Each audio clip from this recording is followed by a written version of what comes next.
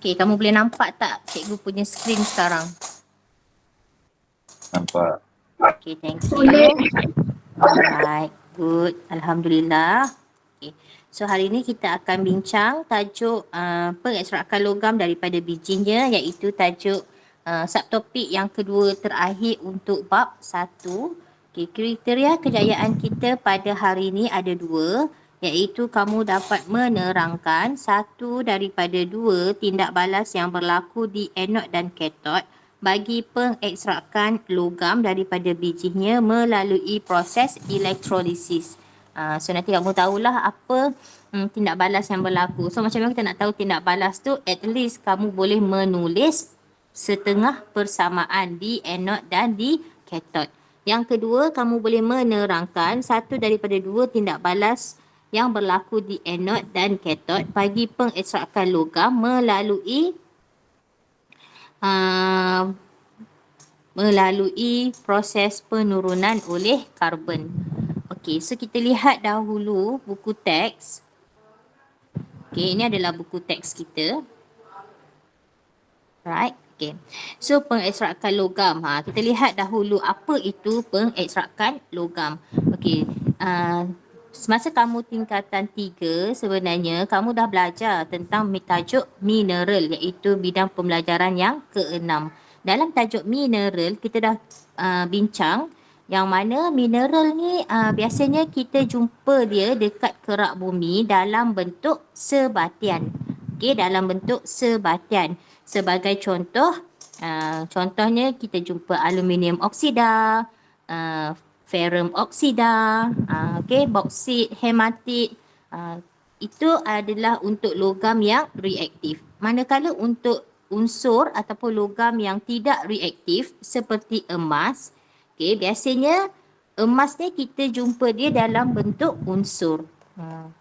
So, logam macam biji besi dan juga biji aluminium ni, kita nak pisahkan dia. Okey, so sebagai contoh dekat sini, biji besi. So, biji besi ni dia Fe2O3 ataupun Fe3O2. Sama ada dia ferrum 2 atau ferrum 3. So, kita nak pisahkan dia. Kita nak pisahkan ferrum 3 oksida ni kepada ferrum dan juga kepada oksigen. Sama juga macam aluminium. Okey, biji aluminium ni ataupun kita kenali sebagai boksit. So Al2O3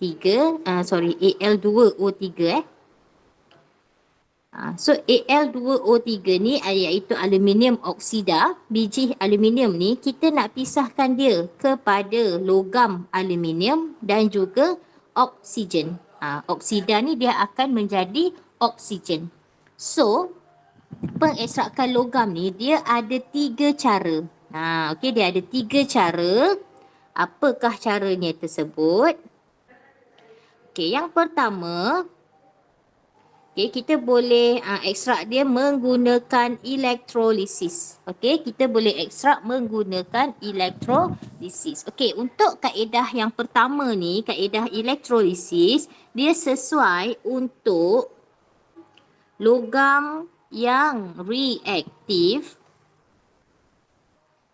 Okey, bukan yang reaktif, yang lebih reaktif daripada karbon. Macam mana kita nak tahu logam itu reaktif ataupun tak? Kita kena rujuk siri kereaktifan logam. Okey, siri kereaktifan logam tersebut awak telah belajar juga semasa awak di tingkatan 3. So untuk tajuk ni cikgu harap kamu boleh faham dengan cepatlah sebab kamu dah ada basic semasa kamu tingkatan 3. Okey, kaedah yang kedua, kita membuat penurunan dengan menggunakan karbon. Okey, untuk karbon, okey, untuk kita nak turunkan ataupun nak ekstrak menggunakan karbon, okey, syarat dia mesti sesuai ataupun logam tersebut mesti kurang reaktif. Okey, dia kurang reaktif daripada karbon. Okey, kurang reaktif daripada karbon. Apa yang dimaksudkan dengan kereaktifan logam ni? Okey, so ini dalam nota yang ketiga, dia terangkan tentang siri kereaktifan logam. Tetapi ada errata sedikit dekat sini. Okey, ada errata sedikit. Kenapa cikgu kata errata? Okey, kenapa dia letak nilai E0? Sebenarnya tak perlu pun tak apa nilai E0 tersebut. So, cikgu suka untuk kita gunakan siri kereaktifan logam mengikut buku teks muka surat. Okey, buku teks muka surat berapa ni? Muka surat 51. Okey. So ini yang kita guna daripada tingkatan 3 dahulu. So ada kalium, magnesium, kalium, natrium, magnesium, aluminium. So C tu apa? C tu adalah carbon. So kita nampak carbon dia berada di mana? Carbon berada di antara aluminium dan juga zinc. Okay. So untuk logam yang lebih reaktif dari karbon, so daripada kalium sampai aluminium. Okay, ini adalah logam yang sangat reaktif. Jadi macam mana cara kita nak ekstrak logam ini daripada bijinya? Kita menggunakan kaedah elektrolisis. Ini yang kita akan bincang sekejap lagi. Manakala logam yang berada di bawah karbon, okay, di bawah karbon seperti zinc, ferrum, plumbum. Okey, zinc, ferrum, plumbum, stannum, cuprum semua ni, ini adalah logam sederhana reaktif. So, untuk logam yang kurang reaktif dari karbon, kita boleh mengekstrak menggunakan penurunan oleh karbon, iaitu kita ekstrak dalam relau bagas. Okey, manakala logam yang kurang reaktif. Logam yang kurang reaktif ni seperti kuprum dan merkuri, biasanya kita ekstrak secara pemanasan langsung di udara. Okey, itu dua cara cikgu bincang tadi.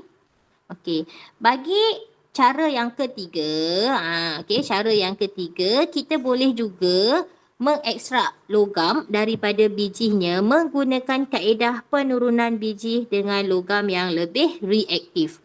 Maksudnya kita campur logam yang reaktif dengan logam oksida yang kurang reaktif tu bersama-sama kita panaskan. Okey, bila kita panaskan, logam yang reaktif tu dia akan curi oksida daripada logam yang kurang reaktif. Okey. So sekarang kita nak tengoklah. Okey. Cuma tengok nampak tak? Ini adalah soal yang ketiga, berasaskan tindak balas logam dengan oksigen mengikut penurunan kereaktifan. Okey, ini untuk penurunan menggunakan logam yang lebih reaktif. Tetapi kenapa jarang kita gunakan? Sebab apa? Penggunaan logam melibatkan kos yang mahal. Jadi kita banyak menggunakan karbon untuk ekstrak logam yang kurang reaktif. Ini perbandingan untuk kaedah yang kedua dan ketiga tadi. Sebab karbon ni dia lebih murah dan mudah didapati. Okey. Sekarang kita nak bincang penurunan biji. Penurunan biji cair dengan elektrolisis. Menggunakan kaedah elektrolisis. So, kita guna buku teks boleh. Sebab rajah dekat buku teks ni saya suka dia adalah warna-warni. So, nampak macam menarik untuk digunakan. Okey. So, kita tengok dekat sini di dalam elektrolisis. Okey. So, yang mana satu katot, yang mana satu anod. Bila kita bincangkan tentang pengoksidaan, penurunan, elektrolisis, perkara pertama kita kena kenal pasti which one is anode, which one is cathode. Okey, cuba kita lihat terminal. Okey, ini adalah terminal positif. Nampak tak terminal positif tu sambung dekat mana? Cikgu guna warna hijau So kamu tolong tengok yang warna hijau tu. So terminal positif dia akan sambung pada elektrod karbon. Yang saya lukis warna hijau ni. Okey, yang saya lukis warna hijau. So yang warna hijau ini adalah anode. Kenapa dia anode? Sebab dia bersambung pada terminal positif. Okey. Manakala yang berwarna merah, okey, yang berwarna merah ni negatif, nampak? Negatif ni dia sambung dengan mana? Dia sambung dengan lapisan karbon dekat tepi bekas tu. Okey, ni nampak. Yang cikgu warnakan warna merah tu.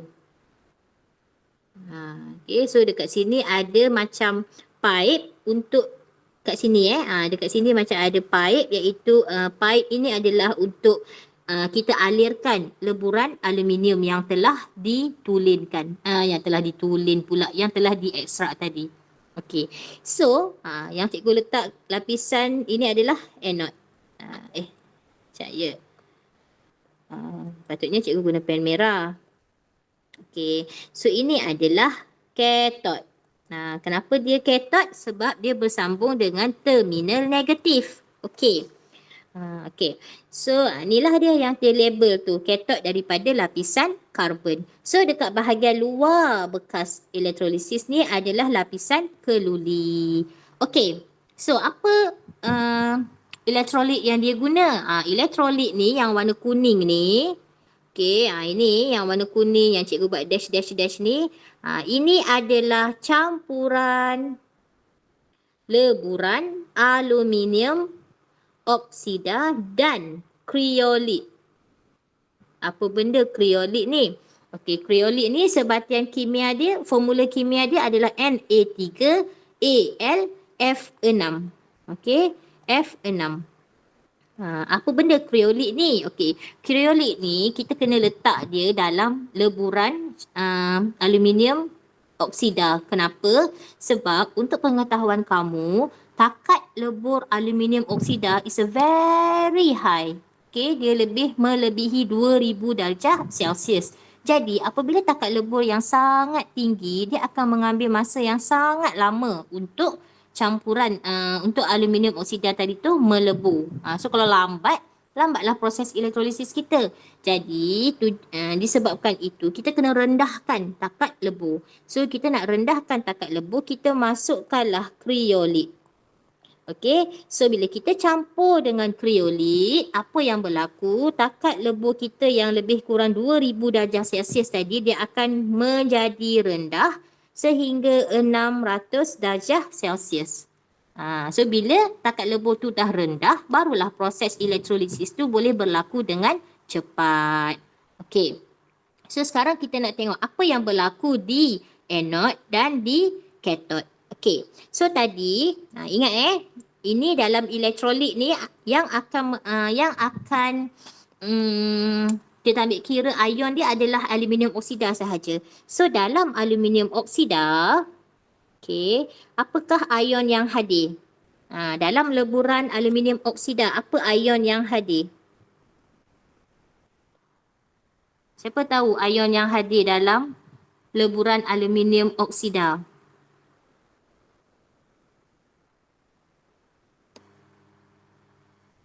Haris. Aluminium. Ion aluminium. Dan ion oksigen. Ion oksida. Haris, dah lupa dah ion oksigen tak wujud Haris. Okey, ion oksida. Okey. So, ion-ion inilah yang akan tertarik ke cathode dan juga ke anode. Okey. So, aluminium oksida dia akan pergi ke mana? Ion maaf, bukan aluminium oksida. Ion aluminium dia akan bergerak ke mana?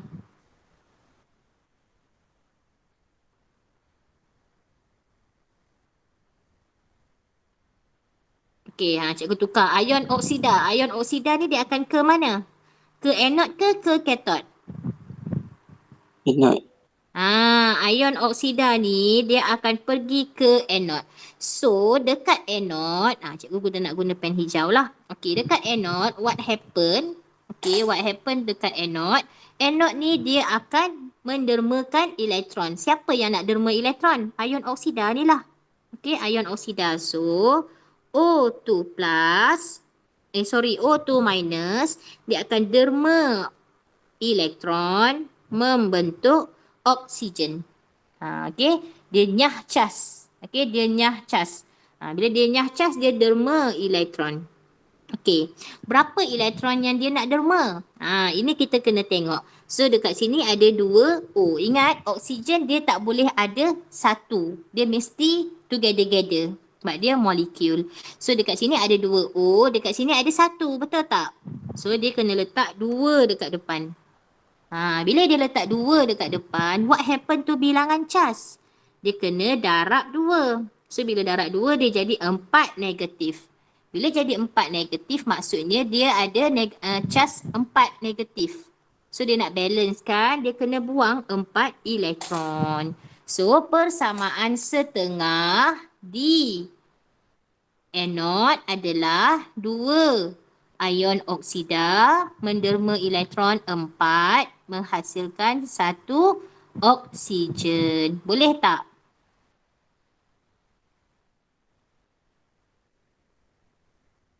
Okey. So, seterusnya apa yang berlaku di katod? Okey. So tadi yang tadi oksigen tu dia akan terbebas kat sinilah. Dekat sinilah dia akan terbebas. Yang cikgu lukis yang saya lukis boleh nampak tak saya lukis gelembung-gelembung gas tu warna merah dekat anode. Boleh. Nampak kan? So gelembung-gelembung gas oksigen tu akan terhasil di anode. Okey, dekat katod, apa yang berlaku di katod? Okey ni, ion aluminium ni. Ion aluminium ni dia akan pergi ke katod. Okey, dia akan pergi dekat katod sini ni. So, ion aluminium tadi dia akan terimalah elektron.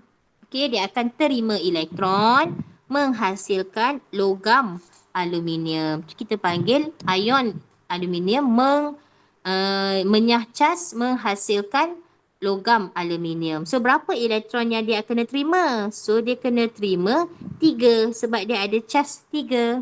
Boleh? So dekat mana terhasilnya aluminium ni? So aluminium ni dia akan terkeluar kat sini lah. Okay, dia akan keluarlah ikut leburan aluminium tu. Okay, so boleh faham kan proses yang berlaku. Okay, kita lihat modul kita. So modul kita ni dia kata penurunan biji cair dengan elektrolisis. So dia menggunakan karbon.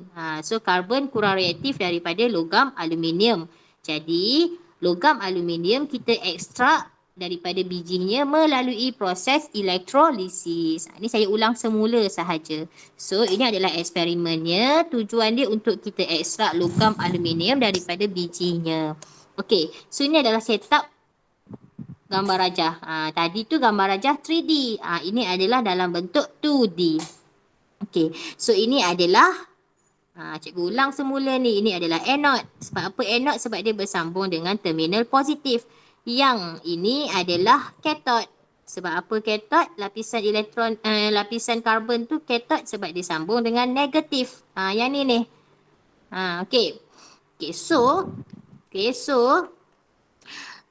bila dah berlaku ni lah, so bila dia dah kenapa kita lukis dia sengit macam ni, ada gambar rajah sengit ni. So yang sengit inilah aluminium. Okay, yang sengit ni aluminium. So gas oksigen dia akan terbebas di celah-celah elektrod anode. Okay, so kita tengok proses pengoksidaan dan penurunan. Okey, so elektrolit yang kita guna adalah leburan aluminium oksida. Jadi, leburan aluminium oksida ni dia akan bercerai menghasilkan aluminium, ion aluminium dan ion oksida. So macam mana dia dapat 2Al3+ dan juga 3O2 tu? So macam ni je. Al2O3 bila kita buat proses penceraian dia akan bercerai menghasilkan ion-ion dia. So kita tengok dekat sini aluminium ni ada berapa ni? Aluminium ni ada 2. So kita letaklah 2 kat sini. Okey, oksigen ni ada berapa? 3. So letak je lah 3 kat sini. Okay. So kalau kita balancekan balik cas dia, sini cas dia 3 positif darab 2 dia akan jadi 6. Bukan 6 positif. Kalau cas kita tulis positif 6. Okey, tambah dengan 3. Sebab sini negatif 2. So kita darab. Dia akan jadi negatif 6. So positif 6, negatif 6 dia akan jadi kosong. Charge di sebelah kanan. So dia akan balance lah dengan sebelah kiri. Okay. Ada soalan tak nak tanya? Okey, tak ada. Alright, so kita lihat terminal proses, terminal dan juga proses. So di anode akan berlaku proses pengoksidaan. So elektrod yang terlibat adalah elektrod karbon. Okey, elektrod karbon. So setengah persamaan yang akan berlaku di anode, ingat anode dia akan derma elektron. Bila dia derma elektron, dia akan menghasilkan oksigen. Okey, oksigen dia derma berapa? Dia derma, dia dah letak 2 kat depan kan. So dia akan derma 4 elektron. Kenapa 4? Sebab charge dia 2 negatif darab dengan 2. So jadi 4 negatif. So kalau 4 negatif dia kena buang 4 elektron. Kalau 4 positif dia kena terima 4 elektron. Awak kena faham ya konsep tu. Okey. So pemerhatian yang kita akan nampak adalah gas tidak berwarna terbebas. Apa benda gas tidak berwarna terbebas ni? Apa benda tu? Gas oksigen. Senang je. Okey, gas oksigen. Okey. So, tadi kita dah tengok dekat cathode. Sekarang kita tengok anode. Sekarang kita tengok pula di cathode. Okay. So dekat cathode, persamaan setengah dia adalah Al3. Dia akan terimalah 3 elektron. Okey, bila dia terima 3 elektron, dia akan menghasilkan logam aluminium. So macam mana kita tahu itu logam aluminium? Daripada pemerhatian kita akan nampak pepejal atau leburan kelabu terbentuk. So, pepejal atau leburan kelabu itu adalah apa? Adalah logam aluminium. Okay. Okay. So, the last part. Okay, the last part persamaan ion. Macam mana kita nak dapatkan persamaan ion? Okay, persamaan ion kita kena gabungkan setengah persamaan di anode dan juga di cathode. Macam mana kita nak buat tu? So tengok kat sini cikgu nak buat. Okay, so cikgu padam sikit ya yang ini. Okay. Okay, cuba tengok persamaan setengah di anode. Okay, 2 O2 minus hasilkan O2 tambah 4 elektron. Kat sini 3 elektron. Macam mana kita nak seimbang? Kita kena darab. Okey, di anode kita kena darab berapa? 3. Kita kena darab 3. Darab 3 tu maksud dia semua ni darab 3. So bila kita darab 3, kita akan dapat, cikgu tulis dekat tepi ni 6 O2 minus hasilkan 3 O2. Kenapa 6 ni? Sebab sini dah ada 2. So 2 darab 3 dapat 6. Tambah 12 elektron. Okey, tambah 12 elektron. Ini daripada anode. Di cathode kita darab berapa? 4. 4. Okey, darab 4. So bila darab 4 dia akan jadi 4 Al3 positif tambah 12 elektron hasilkan 4 Al. Bila kita dah darab, barulah kita nampak sini 12 elektron, sini pun 12 elektron. Bila dah sama, baru kita boleh potong. So, bila kita potong, kita tambah je. Okey, tambah sebelah hasil dengan bahan dengan hasil. So, dia akan jadi 6 O2 minus tambah, cikgu naikkan sikit. Okey, 4 Al3 plus akan hasilkan 3 O2 tambah 4 Al. Boleh tak? Senang je kan? Okey, so kita lihat fungsi kreolit. Okey, fungsi kreolit adalah untuk menurunkan takat lebur aluminium oksida antara 2000 hingga 900 darjah Celsius. Okey, tadi saya sebut 600 kan? So lebih kurang sahaja. Dia mesti menurunkan sehingga bawah 1000 darjah Celsius. Okey. Tapi walaupun kita boleh menjalankan aktiviti perlombongan dengan cara pengekstrakan elektrolisis ni, tetapi dia akan memberi kesan negatif terhadap alam sekitar. Apa kesan negatif dia? So kesan negatif dia, perlongan bauksit ni biasa kita kena buat dekat kawasan hutan ataupun jauh daripada penduduk kan, pedalaman. Jadi dia akan merosakkan habitat binatang dan tumbuhan. So banyak binatang dengan tumbuhan ni dia akan mati sebab ketiadaan makanan. Okay, yang kedua, dia akan menyebabkan berlakunya hakisan tanah. Kenapa kehakisan tanah? Sebab kehadiran lombong bauksit tu. Okay.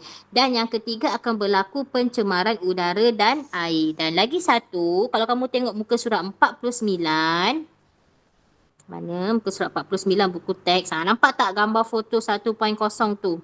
Okey, itu adalah pencemaran enak cemar merah toksik daripada sisa bauksit tu. Ni akan berlaku akibat kebocoran kolam takungan. Ni yang berlaku di Hungary pada tahun 2010. So ini sangatlah bahaya. Okey, dia boleh menyebabkan pencemaran. So bersifat toksik, dia akan menyebabkan kesan-kesan dia kematian, kanser, masalah pernafasan. Itu kesan-kesan dia daripada enak cemar bauksit ini. Okey. Ada soalan tak nak tanya untuk pengekstrakan logam secara elektrolisis? Sebelum saya go through kaedah yang kedua. Okey, tak ada Okey, kalau tak ada, saya tengok tajuk yang seterusnya, iaitu pengekstrakan logam daripada bijinya melalui penurunan oleh karbon. Okey, ini kita sebenarnya pun dah bincang semasa tajuk tingkatan 3. Tapi biasalah, cikgu faham.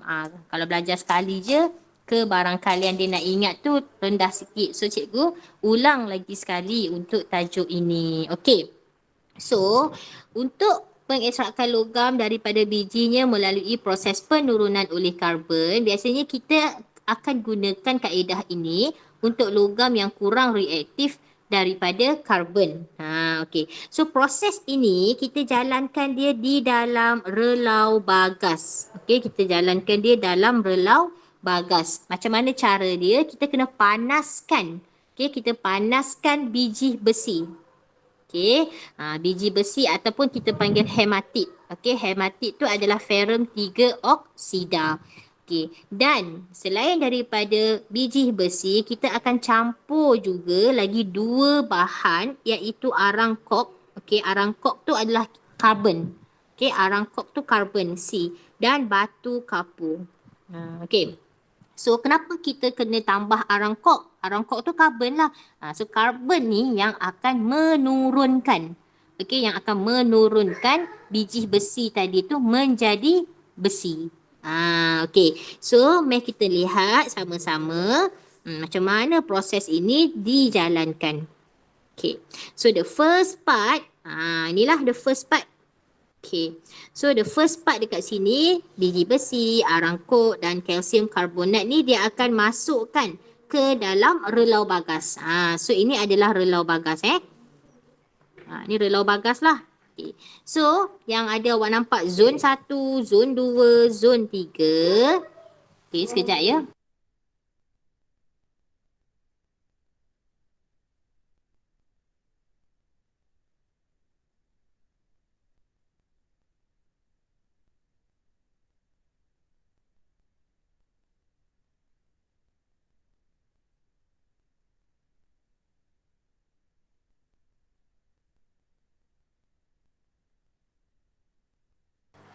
Okey, maaf. Okey, zon 1, zon 2, zon 3. Okey, apa yang berlaku dekat zon 1, zon 2, zon 3 ni? Mari kita tengok sama-sama. Okey, so bila kita dah masukkan biji besi, arang kok dan kalsium karbonat daripada bahagian atas, okey, ni ada bahan gas buangan. Gas buangan tu adalah gas karbon monoksida, gas karbon dioksida. Itu antara gas-gas buangan. Dekat bahagian bawah ni, bahagian bawah relau bagas, bukan bawah sekali yang ketiga tu, dekat zon 1, kita alirkan udara panas. Bila kita alirkan udara panas, okay, of course lah akan ada oksigen. okey, akan ada oksigen dalam udara panas tersebut. So, dia akan menyebabkan berlakunya tindak balas antara karbon dengan oksigen. Okey, so berlaku dekat mana? Dekat zon 1 ni. Cikgu tengok dulu zon 1. So dekat zon 1 ni dia akan berlaku tindak balas di mana karbon dia akan bertindak balas dengan oksigen. Okey, dia akan bertindak balas dengan oksigen, dia akan hasilkan karbon dioksida. Okey. So, cikgu ulang lagi sekali, dekat zon 1 ni dia akan berlakunya tindak balas antara karbon dengan oksigen, dia akan hasilkan karbon dioksida. So, tindak balas yang berlaku dekat zon 1 ni, kita katakan dia adalah tindak balas redox. Kenapa redox? Kita nampak kan? Karbon tu mengalami pengoksidaan. Sebab apa? Sebab dia terima oksigen. Dia terima oksigen. Dan dia juga merupakan tindak balas eksotermik. Kenapa kita katakan tindak balas eksotermik? Sebab tindak balas ini membebaskan haba. Okey, dia akan bebaskan haba sehinggalah suhu di dalam relau bagas ni menjadi 1600 darjah Celsius. Okey. Cikgu ulang lagi sekali. Dekat zon 1, bila kita alirkan udara panas dekat bawah ni, okey, dekat zon 1 tadi kamu kena ingat dalam relau bagas ni ada 3 bahan. Biji besi, arang kok tu karbon kalsium karbonat. Okey, so karbon dalam arang kok tu dia akan bertindak balas dengan oksigen yang kita alir daripada udara panas akan menghasilkan karbon dioksida. Okey, so tindak balas dekat zon 1 ni kita katakan dia tindak balas redox. Okey, dan juga merupakan tindak balas eksotermik. Kenapa kita kata eksotermik? Sebab dia membebaskan haba yang mana haba tersebut boleh meningkatkan suhu relau bagas sampailah 1600 darjah Celsius. Okey, yang kedua. Okey, yang kedua kita tengok pula zon 2.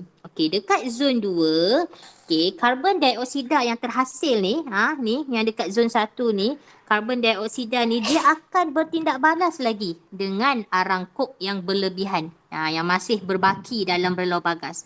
So bila dia bertindak balas dengan karbon, dia akan menghasilkan apa? Dia akan hasilkan karbon monoksida. Okey, karbon monoksida. So dekat sini kita seimbangkan persamaan. So oksigen ada 2 kan? So bila oksigen ada 2, cikgu kena letak 2 dekat depan. So bila cikgu letak 2 dekat depan, barulah karbon tu akan jadi 2, oksigen jadi 2. So sekarang dah seimbang. Okey.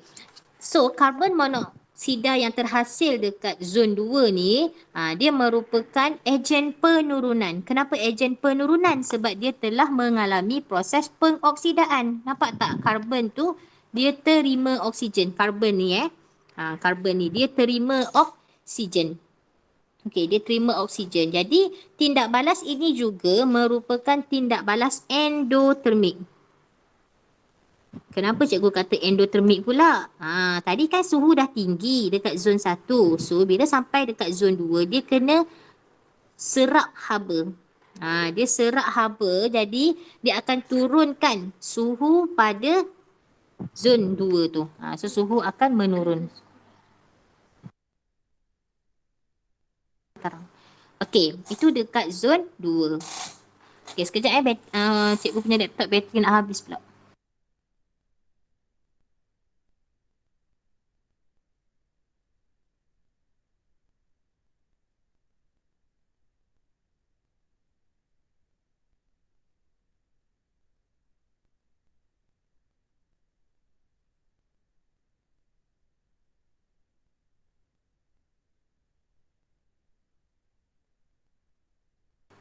Okey, maaf. Okey, tadi saya dah terang sampai ke zon 2 Okey. And then what happen? What happen dekat zon 3? Dekat zon 3 ini cikgu nak guna pen warna kuning. Boleh nampak ke warna kuning? Okey.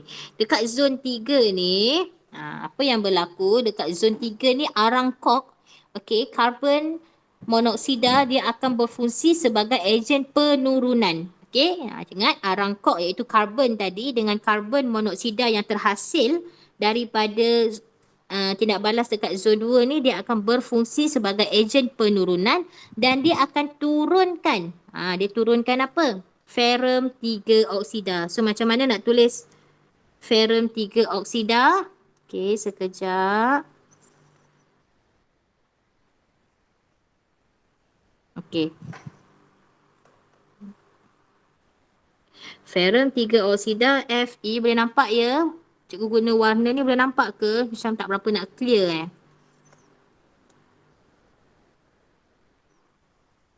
Cikgu guna warna biru. Okey, Fe. Okey. Ferrum 3 oksida. So Fe 2O3. So dia akan bertindak balas dengan karbon. Ada dua lah dekat sini. Dia akan ada dua persamaan Satu karbon, lagi satu dengan karbon monoksida. So bila dia bertindak balas dengan karbon, dia akan hasilkan apa? Dia akan hasilkan logam ferrum. Okey, dia akan hasilkan logam ferrum. Sekejap. Ya Allah, kenapa ni? Okey, dia akan hasilkan logam ferrum dan juga gas karbon dioksida.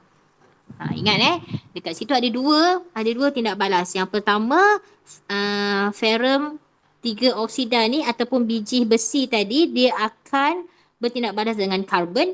Okey, karbon yang daripada relau bagas. So dia akan hasilkan ferrum dan juga karbon dioksida. So kita seimbangkan. So bila kita nak seimbangkan, the first thing kita tengok oksigen. Okay, so dekat sini oksigen ada 3, sini ada 2. So kita balancekan, kita letak sini 3, kita letak sini 2. So cikgu letak sini 2 menyebabkan oksigen dah balance, karbon tak balance kan. So karbon kena letak 3. Ferrum belah sini kena letak 4. Okay, so kamu tengoklah, seimbangkan persamaan. Yang kedua, ferrum 3 oksida ni, dia akan bertindak balas juga dengan karbon monoksida yang terhasil dekat zon 1 tadi. So sama juga, hasil dia tetap sama. Okey, hasil dia tetap sama. Dia akan hasilkan logam ferrum dan juga karbon dioksida. So kita seimbangkan. Seimbangkan sama je cara dia. So dekat sini kita letak kita letak 3 lah kat sini kan. Betul tak? Kita letak 3. So dekat sini dia akan jadi 6 So dekat sini jadi 3 kan. So cikgu letak 3 dekat karbon. So bila cikgu letak 3 dekat karbon, oksigen dah balance tak? Sini 3, sini 3 jadi 6. Okey, so ferrum belum balance, kita letak 2. Okey, itu persamaan yang berlaku di zon 3. Dan pada masa yang sama, okey, dekat zon 3 ni juga, pada masa yang sama, okey, ni cikgu guna pen warna ni. Okey, pada masa yang sama, apa fungsi karbon kalsium karbonat yang kita masukkan tu? Okey, kalsium karbonat dia akan terurai. Ni dekat zon 3 So kalsium karbonat dia akan terurai. Bila dia terurai, dia hasilkan apa? Dia akan hasilkan kalsium oksida dan juga karbon dioksida. Okey. Okey, cikgu ulang lagi sekali. Kalsium karbonat yang kita masukkan tadi tu, dia akan terurai membentuk kalsium oksida dan juga kalsium oksida dan juga karbon dioksida. So, dalam biji besi ni awak kena faham, okey, dia ada benda asing. Apa benda asing dalam biji besi tu? Okey, benda asing dia contohnya silikon 4 oksida. So, silikon 4 oksida, okey, silikon 4 oksida ni dia ada di dalam biji besi. Ini benda asing Cikgu tulis sikit, ini adalah benda asing. Okay. So benda asing ini dia akan bertindak balas dengan apa? Dia akan bertindak balas lah dengan kalsium oksida yang terhasil daripada penguraian kalsium karbonat tu. Dan dia akan membentuk kalsium silikat. Okay, dia akan membentuk kalsium silikat. Okay. So, kalsium silikat ini apa? Kalsium silikat ini kita panggil bahan buangan atau sanga. Okay, bahan buangan maknanya bahan yang kita tak nak. Yang kita nak adalah besi kan. Besi ni yang kita nak, ini yang kita nak. So, sanga ni kita tak nak. So, sanga ni dia akan keluar ikut sini. Tengok balik rajah, tengok balik rajah. So, nampak tak ini sanga? Okay. So sanga ni dia macam pasir lah lebih kurang. Okay. So pasir ni dia akan keluar ikut bahagian laluan atas. Manakala leburan besi ni dia akan keluar ikut bawah. Kenapa sanga ni dekat bahagian atas, besi dekat bahagian bawah? Sebab sanga ni dia kurang tumpat daripada leburan besi. Boleh faham tak yang cikgu terang? Macam panjang kan penerangan dia. Nah, nanti cikgu akan upload record ni, so kamu boleh dengar lah penerangan dia tu. Okay. So kita lihat sikit modul. So modul ni kamu boleh baca. Okay, kamu baca bahan dia semua sama. Ni cikgu terangkan lagi sekali daripada proses pengoksidaan dan penurunan. Okay. So tadi cikgu dah terang daripada gambar rajah. So sekarang kita spesifik terang based on pengoksidaan penurunan. Okey. So kita tengok dahulu ejen penurunan. Okey, ejen penurunan dia of course lah dia akan jadi proses apa ni? Penurunan akan menjadi proses apa ni?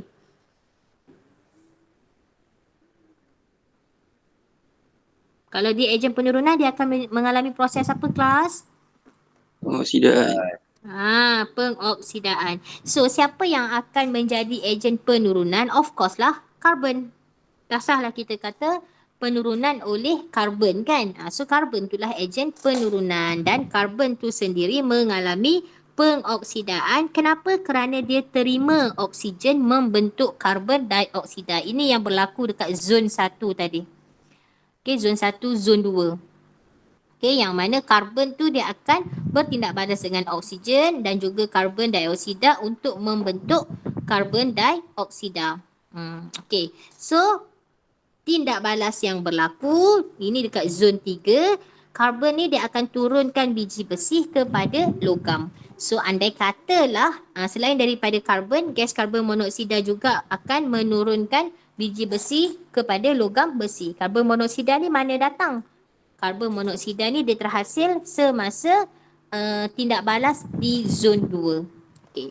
So ni dekat zon 3 yang proses yang pertama tu dekat zon 1. So, andai katalah dia menggunakan hematik, okey, andai kata dia menggunakan hematik, apa yang akan berlaku?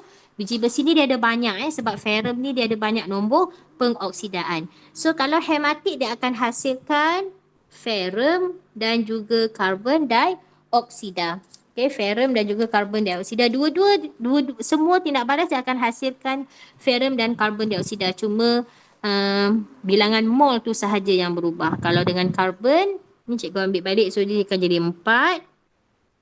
Sini akan jadi 3 Okey, so kalaulah dia bertindak balas dengan karbon monoksida, sebab dekat sini ada 2 ejen penurunan, so dia akan menghasilkan 2 ferrum dan juga 3 CO2. Nanti kamu carilah macam mana nak dapat 2 dengan 3 tu. Dah terang tadi Okey, andai kata kita menggunakan biji besi magnetik. Okey, magnetik. So, kita akan dapat sama juga ferrum dan juga karbon dioksida, cuma kita akan dapat 3 ferrum dan 2 karbon dioksida. Kalau magnetik itu bertindak balas dengan karbon monoksida, sama juga kita akan dapat ferrum dan juga karbon dioksida. So, ini akan jadi 3, ini akan jadi 4. Okey. So dekat sini diterangkan lagi sekali fungsi kalsium karbonat. Okey, kalsium karbonat ni adalah kaputoho. Dia membantu untuk menyingkirkan benda asing, iaitu sanga kita panggil. Contoh benda asing adalah silika. Silika tu kalau bahasa biasanya kita panggil dia sebagai pasir. Okey. So, kita cuba jawab latihan. Okay, kita punya kelas sampai 8.45. Okey, sekarang baru 8. Belum 8.30 lagi. Okey. So soalan 61 kita cuba jawab bersama-sama. Okey, Rajah 61 menunjukkan perwakilan bagi suatu proses industri yang digunakan untuk mengekstrak logam aluminium daripada bijinya. Ingat, awak jangan risau. Dia punya biji tu sama je. Kalau elektrolisis mesti aluminium. So kamu tak adalah nak kena fikir kalau bahan lain. Fahamkan betul-betul sahaja. Okay. So tulis formula soalan A. Tulis formula bagi semua ion di dalam leburan aluminium oksida. Okay, siapa boleh jawab soalan A?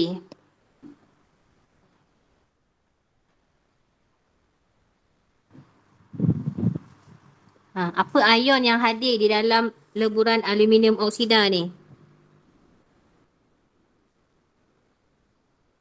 Amirul Arif. Dia saya. Ha. Yang dua oksida. Dia ada apa? Yang ion oksida dengan ion aluminium dah.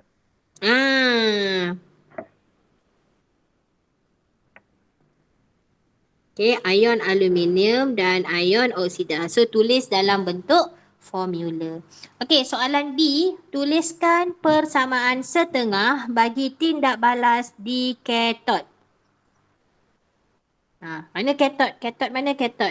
Ini katod. Lapisan karbon. Ni adalah katod. So, dekat katod, ion apa yang akan tertarik ke katod? Aluminium. Ion aluminium. So, ingat ion aluminium dia akan derma ke terima elektron? Katod. Terima.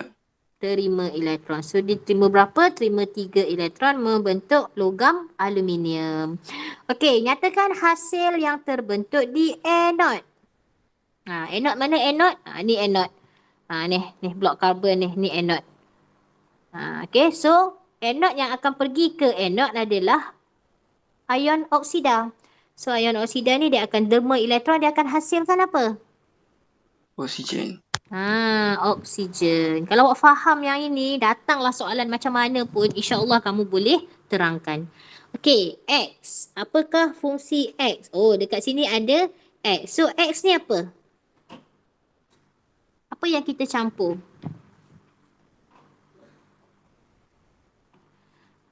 Haris seorang je ke yang faham ni? Okey, Danish. Kriolit. Kriolit. Okey, kriolit. So, apa fungsi kriolit? Najwa? Untuk menurunkan takat lebur aluminium oksida. Yes, pandai. Menurunkan takat lebur aluminium oksida. Bagus. Okey.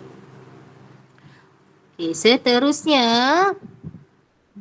seterusnya adalah soalan latihan 62. Latihan 62 tentang penurunan pengekstrakan menggunakan penurunan karbon. Okey. So dia kata pengekstrakan ferrum dari hematit dalam relau bagas. Hematit dipanaskan dengan batu kapur dan bahan Q. Apa bahan Q ni? Apakah bahan Q, kelas? Arangkok. Arangkok. Okey, arangkok. Kamu jangan confuse batu kapur tu adalah kalsium karbonat. Dia memang suka guna banyak nama. Okay, memang suka sangatlah macam tu nak bagi kita ni kadang-kadang confuse kan. So kamu kena tahulah arangkok tu adalah karbon. Bukan adalah karbon, karbon di dalam arangkok.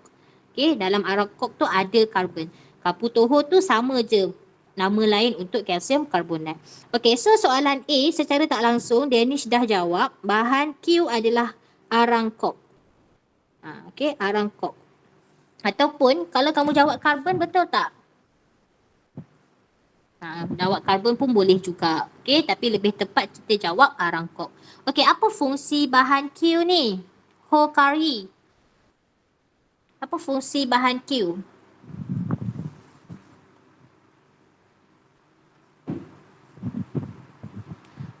Hokari.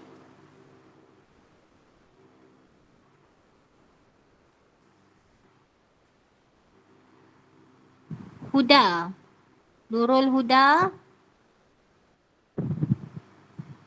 Ada tak? Nurul Huda pula dah. Nur Huda, apa fungsi bahan Q? Ejen penurunan. Ya, betul. Bagus. Ejen penurunan. Okey, kenapa kita pilih arang sebagai ejen penurunan? Tadi saya dah terangkan sekali. Kenapa kita pilih arang sebagai ejen penurunan? Ayu, Nurul Ayu. Nurul Ayu, kenapa kita pilih arang kok? Sebab mengalami pengoksidaan kerana menerima oksigen membentuk karbon dioksida. Kurang tepat. Okey, you baru masuk ke? Tadi mak panggil cikgu. Oh, okey. Ros, siapa yang dengar masa cikgu terang tu? Dalam modul ada jawapan dia muka surat 73 tu. Awal-awal cikgu terang. Kenapa kita guna, kita tak nak guna kaedah yang ketiga dengan logam reaktif, kita menggunakan karbon. Sebab apa? Murah. Ya. Betul. Dia arang ni dia lebih murah dan mudah didapati.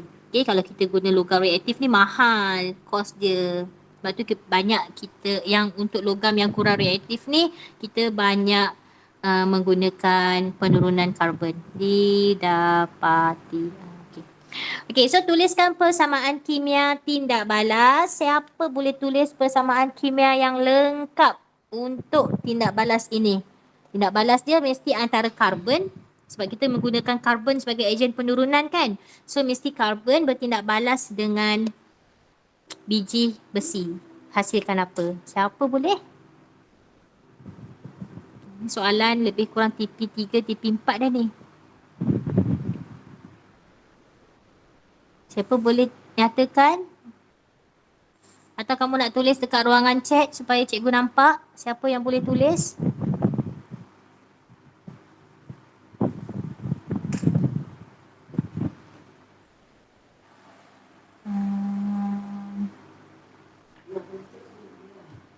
Cikgu kena panggil nama Eldriana.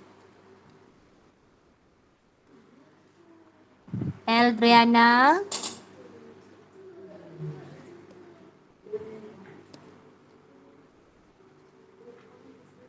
Eldriana ada tak?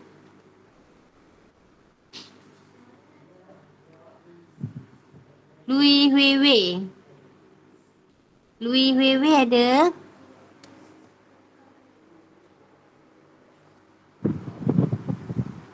Louis Wewe ada?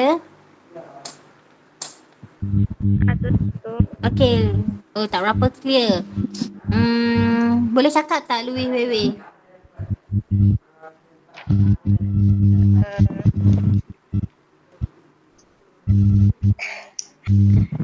Tak berapa jelas. Tak berapa. Okay, tak berapa jelas. Tak apa Louis Wewe. Okay, saya bantu. So dekat sini ferrum, dekat sini dia menggunakan hematit So kalau hematit ferrum 3 oksida bertindak balas dengan karbon, dia akan hasilkan ferrum dan juga karbon dioksida. So kita seimbangkan. Okay, so sini kita letak 3. So sini kita letak 3. So oksigen dah balance. Oksigen dah balance kan? Ferrum balance tak? Ferrum balance tak kat situ? Tidak Balance ada. tak? Tidak balance. Macam mana nak balance kan? 2 sini kan? Betul? Betul. Betul ke? Betul. Saya pula nampak macam tak balance. Oksigen tu tak balance. So sini akan jadi 4. Okay? Baru balance. Okay. Ferrum, oksigen ada 6. Sini 6. Okay. So apakah nombor pengoksidaan bagi ferrum dalam ferrum 3 oksida ni? So kalau kamu tengok daripada cas, kamu boleh terus dapat positif 3. Okay, dia akan dapat positif 3. So macam mana kita nak kira? So kenapa 2? Sebab ada 2 ferrum. Ferrum tu kita letak X, kita tak tahu. Tambah 3, kenapa 3? Ada 3 oksigen. Oksigen kita tahu charge dia negatif 2. So sama dengan kosong. Kita selesaikan X sama dengan positif 3. So nombor pengoksidaan bagi ferrum adalah positif 3. Okey. Dapat?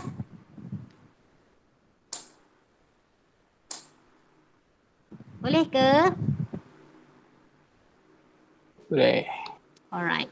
Okay, the last part kita nak tengok penurunan biji dengan logam yang lebih reaktif. Ini lebih kepada tindak balas penyesaran ke? Kita nak sesarkan. Okay. Sekejap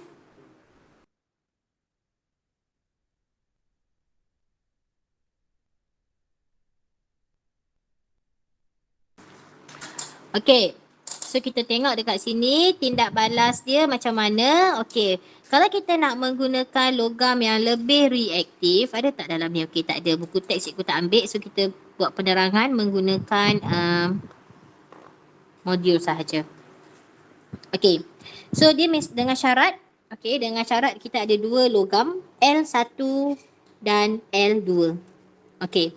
L1 mesti logam reaktif. Okay, L2 mesti logam oksida. So, L1 ni dia nak buat apa? Dia nak turunkan ataupun dia nak menyesarkan logam yang kurang reaktif ni daripada logam oksida. Okay, so tips yang pertama, tindak balas. Okay, tindak balas logam 1 bertindak balas dengan logam 2. Ini dia punya persamaan. Apa yang kamu boleh fahamkan daripada persamaan ini? L1 bertindak balas dengan L2O. Nampak tak? L1 ini dia akan sesarkan oksigen daripada L2. Dia yang akan ambil oksigen tu. So, dia yang akan jadi logam 1 oksida. Manakala logam yang kurang reaktif tadi, dia akan kehilangan oksigen. So, L1 akan mengalami tindak balas apa? Tindak balas pengoksidaan. Kenapa pengoksidaan? Sebab dia menerima oksigen. Ingat balik tajuk tindak balas redox yang awal-awal kita belajar dulu. Manakala L2 dia akan mengalami tindak balas penurunan. Kenapa penurunan? Sebab dia kehilangan oksigen. Okey. So, kita lihat latihan 63, tindak balas antara logam dalam siri kereaktifan. Okey, zinc dia akan bertindak balas dengan kuprum oksida. So, kalau kita tengok dalam siri kereaktifan, zinc duduk dekat atas, kuprum duduk dekat bawah. Jadi, kita boleh jadi zinc boleh menyesarkan oksigen daripada kuprum oksida. So, ini persamaan dia. Zinc bertindak balas dengan kuprum oksida, nampak zinc dia akan sesarkan oksigen. Itu dia ambil dan dia akan menjadi zinc oksida. Manakala kuprum oksida pula dia akan kehilangan oksigen. Dia akan menjadi logam kuprum. Okay. So daripada siri kereaktifan kita kata zinc boleh menurunkan kuprum 2 oksida. Kenapa dia boleh menurunkan kuprum 2 oksida ni? Zinc boleh menurunkan kuprum 2 oksida kepada kuprum. Okey, so tindak balas untuk zinc adalah pengoksidaan. Jadi zinc akan bertindak sebagai ejen penurunan. So zinc itu yang akan dioksidakan. Kenapa kita kata zinc dioksidakan? Zinc dia akan menerima oksigen membentuk zinc oksida. Boleh? Okey, kita tengok pula penurunan. Dekat penurunan, okey, iaitu kita kata penurunan mesti terminal negatif atau kita kata cathode. So ejen yang menjadi penurunan tu adalah kuprum 2 oksida lah. Okey, so kuprum 2 oksida dia akan bertindak sebagai ejen pengoksidaan. Jadi kita katakan kuprum oksida diturunkan. Okay, so kuprum oksida dia akan kehilangan oksigen membentuk kuprum. Okay, boleh faham tak yang ini? Boleh faham tak? Dia Boleh. tak ada, okay, thank you. Dia tak ada setengah persamaan sebab dia tak melibatkan pendermaan dan penerimaan elektron. Dia cuma kehilangan dan menerima oksigen. Okay. So, sebagai latihan, ada lagi masa. Cikgu nak kamu cuba jawab soalan B, soalan C, soalan D, latihan 63. Kemudian soalan 64, soalan 65. Itu sahaja. Ada soalan tak nak tanya? Ada tak soalan nak tanya? Okey, kamu buat. Kamu buat. Kemudian kamu submit latihan tersebut melalui Google Classroom. Okey, semalam saya dah minta 5 delta hantar latihan tersebut. Okey, so 5 delta. Okey, sekejap. Kamu boleh buka Google Classroom kamu. Cikgu paparkan dekat sini. Okey, saya paparkan di depan ini Google Classroom kamu. Ni okey, kimia 3/5 2021. Okey, di sini. Ini latihan yang baru. Latihan 61 hingga 64. So yang latihan 61, 62 tu actually saya dah terang tadi kan. Okey. So latihan 61, 62 tu kamu lengkapkan, ambil juga gambar, hantar je dekat grup.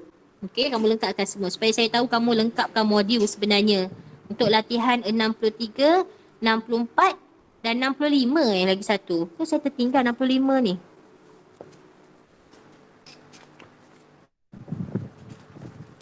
Ah, 65 sepatutnya lagi satu. Kamu lengkapkanlah semua.